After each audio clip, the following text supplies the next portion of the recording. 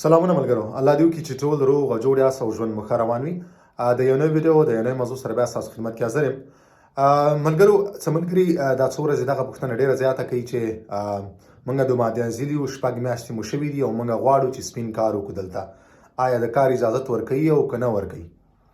ګورئ ملګرو، د فرانسې دا قانون دی، پخوا دا قانون 9 میاشتې، اوس چې کوم دی دا 6 میاشتو ته وخت راغلی.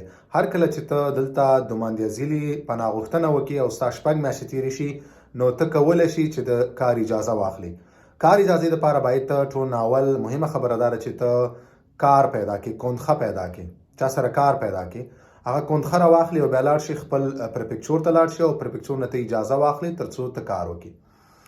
هر کله چې ته دا کار کوې، تا باندې د 20 روپۍ چې کوم دي هغه بالکل بندېږي.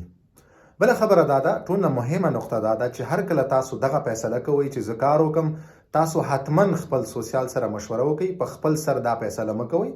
دا ډیره مهمه او ضروري فیصله ده، ډیره مهمه او ضروري خبره ده. بهتره خبره دا چې تاسو لاړ شئ خپل سوسیال سره ور مشوره وکړئ او هغه ته ووایئ چې زه کار کول غواړم. هغې نه بعد بیا تاسو ځان ته کار پیدا کړئ. اوس اکثره ملګري، ډیر ملګري دا پوښتنه کوي او ډیر زیات وایي چې موږ کار پیدا کړی دی، کندخه پیدا کړې ده. ګورئ ملګرو، زه تاسو ته بیا هم دا خبره کوم، بیا څو ځلې ما دا خبره کړې ده چې تاسو هر کله دغه فیصله کوئ، خپل سوسیال ته خامخا هغه سره مشوره وکړئ، هغه نه مشوره واخلئ او بیا فیصله وکړئ. ځکه ستاسو سوسیال ستاسو په حالت باندې، ستاسو په کیس باندې، ستاسو په دوسیه باندې بهتر پوهیږي. نو سوسیال همیشه تاسو ته بهتر او سم مشوره درکوي، ځکه هغه ستاسو د کیس، ستاسو د حالاتو، ستاسو د دوسیې نه په مکمل ډول باندې خبري. نو ښه خبره دا ده چې تاسو خپل سوسیال سره مشوره وکړئ او هغې نه بعد د کار اخیستو یا کار اجازت اخیستو دپاره تاسو بیا فیصله وکړئ او لاړ شئ او کار واخلئ. نو زه بیا دا خبره کوم چې تاسو هر کله دا فیصله کوئ، دا ډیره ضروري او مهمه فیصله ده، تاسو خپل سوسیال سره حتما مشوره وکړئ. مننه ملګرو.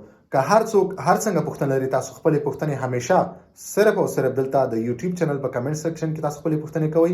انشاءالله زه به حتمي ستاسو ټولو پوښتنو ته جواب درکوم. مننه ملګرو.